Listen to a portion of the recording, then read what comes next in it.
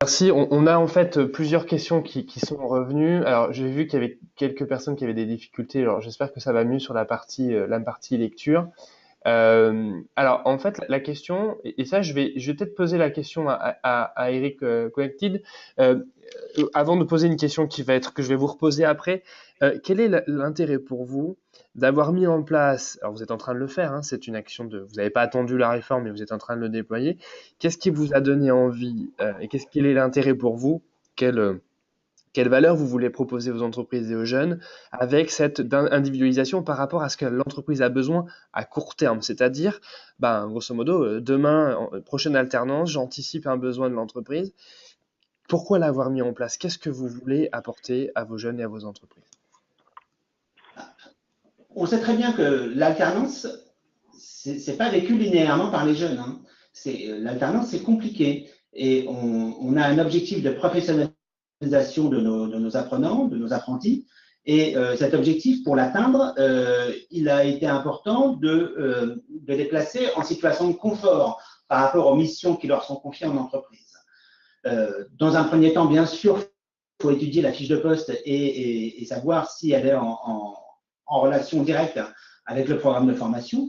Mais si on veut placer les étudiants en situation de confort, et ça on le fait depuis un certain nombre d'années, il faut modifier l'acte pédagogique.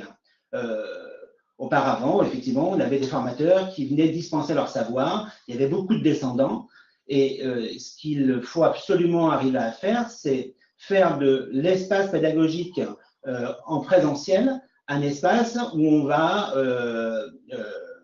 mettre en place des mises en situation, des études de cas, mais beaucoup de mises en situation qui vont permettre aux jeunes d'être plus efficaces rapidement et plus en situation de confort en entreprise. Donc ça, c'est ce qu'on a essayé de mettre en place depuis un certain nombre d'années. Ça veut dire que tout de même, on met à disposition de l'ensemble des jeunes et des stagiaires, puisque maintenant on va parler aussi des moins jeunes, mais l'ensemble des supports pédagogiques. On a digitalisé en 2 ans presque une cinquantaine de modules de formation qui sont disponibles à l'ensemble des apprenants en amont même de la formation.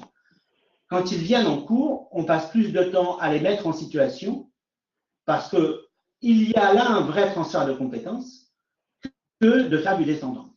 Ce qu'on essaie de faire pour les prochaines années, parce qu'on voit que c'est capital dans le cadre de la réforme de la formation, c'est d'aller chercher les besoins imminents des jeunes en entreprise. Et pour chercher les besoins imminents des jeunes en entreprise, on avait deux solutions. Soit s'appuyer sur le maître d'apprentissage, mais on sait qu'il est pris, lui, par une actualité au sein de l'entreprise, par des objectifs et par des urgences qui font qu'il est difficilement atteignable. Par contre, si on se sert du jeune et qu'on le rend proactif, lui va faire effectivement le rôle de lien entre les trois acteurs de l'apprentissage et va nous ramener ses besoins à court et à moyen terme. Et sur la base de ces besoins, effectivement, les formateurs vont pouvoir adapter leur pédagogie et s'appuyer sur des cas réels d'entreprise et des situations que vont vivre les jeunes en entreprise. Alors, la réponse de l'institution, elle peut être multiple, hein. Ça peut être en présentiel pendant le cours, mais ça peut être l'envoi de documentation. On a effectivement plein de façons de répondre à ces besoins et ce qu'il faut, c'est effectivement les recueillir plus facilement, ces besoins. Et c'est tout l'objet du travail qu'on fait, qu'on a décidé de mettre en place avec vous, justement.